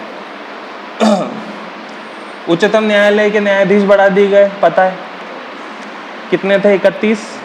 अब सुप्रीम कोर्ट में जजेस है 34, ओके, टोटल 34। सुप्रीम कोर्ट के जजेस से जुड़े हुए, संख्या से जुड़ा हुआ अनुच्छेद 124, 124, और 124 एक क्या कहता है? 124 कहता है कि 8 ही होने चाहिए, एक कहता है जरूरत पड़ने पर बढ़ सकते हैं। फिर मैंने आपको लिस्ट लिखवा रखी है हर समय में कैसे कैसे बढ़े वो। अंतिम संशोधन 2009 में हुआ था, कितने बढ़ गए थे? 25 से 35, 31 हो गए थे। ठीक, फिर नेक्स्ट है भारत और चीन का व्यापारिक युद्ध। ये पढ़ना है, ये बहुत सीरियसली पढ़ना है, ओके। युद्ध की शुरुआत कैसे हुई थी वो तो हम नॉर्मल लेक्चर ले रहे थे, तभी मैंने आपको बताया था कि एल्यूमिनियम से शुरू हुआ है। स्टील और एल्यूमिनियम पर टैरिफ बढ़ा दिया है अमेरिका ने, और स्टील एल्यूमिनियम सस्ता था कहाँ से आता? चीन से। महंगा टैरिफ यानी चीन से आया तो हम कस्टम ज़्यादा लगाएंगे, महंगा करेंगे आपका स्टील और एल्यूमिनियम, तो चीन से आना कम हो जाएगा, दूसरे देशों से आना शुरू हो जाएगा। तो इसमें भारत को भी फ़ायदा मिला थोड़ा सा, भारत का स्टील गया, प्रॉफिट हुआ है भारत को, प्रॉफिट भी हुआ है, नुकसान भी हुआ, दोनों चीज़ें हुई हैं। तो इतिहास तो यह है इसका कि 2018 में अमेरिका और चीन, अमेरिका ने टैरिफ बढ़ा दिए थे। टैरिफ बढ़ाने का एक ही रीज़न था, क्यों बढ़ाए थे? मस्ती के लिए नहीं बढ़ाए थे, वो बहुत आगे की बात है, मुद्रा में छेड़छाड़ करना। उन्होंने फिर 1.9% गिरा दिया था रेनमिनबी डॉलर के सामने। पहले पूरा बेसिक तो समझो, युद्ध की शुरुआत कैसे हुई? चीन से इतना ज़्यादा सामान आ चुका था कि $400 बिलियन के घाटे में चला गया था अमेरिका। तो अमेरिका ने बोला चीन को अगर रोकेंगे नहीं तो ये तो माल भेजता जाएगा, यहाँ के लोग मंगवाते जाएंगे। तो क्या कर रहा है अमेरिका? महंगा करवा देगा कि तुमने अगर यहाँ भेजा तो हम जो टैक्स लगाएंगे वो ज़्यादा लगाएंगे, तो लोगों को महंगा मिलेगा। तो लोग कम मंगवाएंगे, तो चाइना पे असर हुआ अर्थव्यवस्था पर कि यार अपना माल अब वहाँ महंगा हो चुका, अपन तो भेजते ही सस्ते में है हर चीज़, इसलिए डिमांडिंग है। बदले में फिर क्या किया चीन ने, उसने भी टैरिफ बढ़ा दिए कि अमेरिका से अब जो यहाँ आएगा उस पर मैं भी टैक्स बढ़ाता हूँ। यहाँ से शुरुआत हुई थी भारत चीन की, और ये 2018 की बात है, ठीक। अब इसके बाद आगे ये हुआ कि डोनाल्ड ट्रंप ने फिर सौर पैनल होते हैं चाइना के आते थे, उस पर 30% टैक्स लगा दिया उसकी कीमत का। उसके बाद में वॉशिंग मशीन पे 20% टैक्स लगा दिया, चाइना से वॉशिंग मशीन नहीं आनी चाहिए, और कितनी आती थी हर साल, 1.2 मिलियन, ठीक है, 12 लाख वॉशिंग मशीनों पर 20% टैक्स बढ़ा दिया, ये किया, ओके। तो ये सब चलता रहा। उसके बाद में एक चाइना की नीति चलती है, मेड इन चाइना 2025, जैसे मेक इन इंडिया है ना, वैसे मेड इन चाइना है 2025 उनकी नीति है। और उसकी वजह से अमेरिका और नाराज़ हुआ, क्योंकि वो अपनी नीति में बहुत सस्ते प्रोडक्ट्स दे रहा था दुनिया भर में। क्या हुआ इस युद्ध से, दुनिया की जीडीपी गिर गई आईएमएफ के अनुसार। दूसरी चीज़ हुई, ब्रेग्जिट भी होने वाला था। अब ब्रेग्जिट बहुत टिपिकल सिचुएशन है, आप यूरोपियन यूनियन से ब्रिटेन को बाहर कर रहे हो तो कितने कानून खुद के नए बनाने पड़ेंगे, जो शायद पहले यूरोपियन यूनियन ही बना देता था, क्योंकि यूरोपियन यूनियन की खुद की पार्लियामेंट, खुद की जुडिशरी, सब खुद का है। अब ब्रिटेन बाहर हो चुका है तो उसको अपना सब कुछ सेटअप करना पड़ेगा वापस, फिर से अपने टैक्स रिफॉर्म्स नए लाने पड़ेंगे, नए कराधान व्यवस्था बनानी पड़ेगी, क्योंकि पहले तो ईयू के हिसाब से चलता था काम। तो ब्रिटेन पे भी बहुत बड़ा असर पड़ा, और सबसे ज़्यादा असर पड़ा जर्मनी पर, क्योंकि दुनिया में प्रोडक्शन के नाम पर जो बड़ी ताकतें हैं उसमें जर्मनी का नाम आता है, राइट। फिर इससे क्या होगा, तो इसमें लिखा है WTO कमज़ोर हो जाएगा। ऑब्वियसली होगा, WTO का काम ही है व्यापार अच्छे से बना रहे दो देशों के बीच में। अब कारण अपन मान लेते कि चीन की गलती थी, गलती अमेरिका की भी तो थी। आप शुरुआत से ही थोड़ा थोड़ा टैरिफ बढ़ा के रखते तो वो सिचुएशन बनती नहीं कि आप घाटे में चले जाते, और घाटे में नहीं जाते तो आप अचानक टैरिफ नहीं बढ़ाते इन चीज़ों का। तो कुछ गलतियां अमेरिका की हैं। चाइना से फ़ायदा उठाता है सस्ता बेचकर, उसको पता है हमसे ज़्यादा सस्ता कोई नहीं बना सकता, और लोग मजबूरी में खरीदेंगे ही खरीदेंगे। ये चीज़ें सकारात्मक प्रभाव ये हो गया कि भारत में FDI में वृद्धि हो गई, FDI उधर इधर ना जाते हुए आने लग गया, भारत में आने लग गया, ओके। पॉजिटिव साइड्स थे, ज़्यादा नहीं थे, थोड़े थे। फिर अगली हेडिंग है भारत फ्रांस वगैरह अंतरिक्ष मानव युक्त अंतरिक्षयान जो रहेगा, गगनयान, वो भी टारगेट 2022 का है, ठीक है। एक आध सिलेक्ट भी हो गया ना एयरफोर्स में से। कितने, 2 भेजेंगे या 3 भेजेंगे शायद। कितने लोग जाएंगे गगनयान में? 2 बोला है कि 3 बोला है? अच्छा, नहीं टोटल हाँ, रशिया में ट्रेनिंग होके आएगी वो सब। फिर नो फर्स्ट यूज डॉक्ट्रिन, यानी पहले हम इस्तेमाल नहीं करेंगे सिद्धांत। क्या इस्तेमाल नहीं करेंगे? परमाणु हथियार। तो केंद्रीय रक्षा मंत्री ने बोला है नो फर्स्ट यूज़, हम पहले इस्तेमाल नहीं करेंगे, हम तभी इस्तेमाल करेंगे जब सामने वाला हमें उकसाएगा, ओके। और केवल 2 ही देश ऐसा बोलते हैं अभी भी, चाइना और भारत, कि हम पहले इस्तेमाल नहीं करेंगे। पाकिस्तान ने कुछ नहीं बोला, ना पहले इस्तेमाल करेंगे ना बाद में इस्तेमाल करेंगे, अब उसने कुछ भी नहीं बोल रखा है, तो वो संशय में डालने की कोशिश करता है। नॉर्थ कोरिया का तो मेरे को बोलना ही नहीं। अमेरिका जो है वो भी बोलता है कि हम पहले यूज़ कर सकते हैं, अगर छेड़छाड़ की तो रशिया भी सेम टू सेम बोलता है, ओके। इंडिया और चाइना प्योर हैं जो बोलते हैं। क्यों बोलते हैं? इससे जिम्मेदारी दिखती है कि देखो कितने अच्छे देश हैं, इनके पास परमाणु हथियार है, और ऊपर से ये भी बोल रहे हैं हम पहले इस्तेमाल नहीं करेंगे। अब हालात देखो, हर 100 साल में कुछ नया होता है। अभी कुछ नया हुए कितना टाइम हो गया? 1947 से कुछ नया नहीं हुआ है, या 1945 से कुछ नया नहीं हुआ है, द्वितीय विश्व युद्ध। तो बस हर 100 साल में एक भीषण युद्ध होता ही होता है। तो बस अब 2050 से पहले अगर हो जाए तो मज़ा आ जाए। फिर एक है मेकोंग गंगा कॉर्पोरेशन, पढ़ रखा था हमने। क्या है मेकोंग गंगा? मेकोंग कहाँ की नदी है? थाईलैंड वगैरह से निकलती है, तिब्बत से निकलती है यूँ तो, चाइना होते हुए म्यांमार थाईलैंड जाती है। चावल बहुत अच्छे उगते हैं उस नदी से, और वैसी की वैसी नदी भारत में गंगा, तो गंगा मेकोंग कोऑपरेशन बोला, जो थाईलैंड और इंडिया के बीच में है। इसका मतलब ये नहीं कि रिवर से जुड़ा हुआ कोई बात है, इसका मतलब ये है कि शिक्षा, संस्कृति, इन सब में हमको एक अच्छा काम करना है दोनों देशों को मिलकर। फिर है 7G। 7G की कहानी पूरी पता होनी चाहिए। 7G का फ्रांस में 45वां शिखर सम्मेलन हुआ है, समिट हुआ है। कब बना था? 1975 में G7 बना है।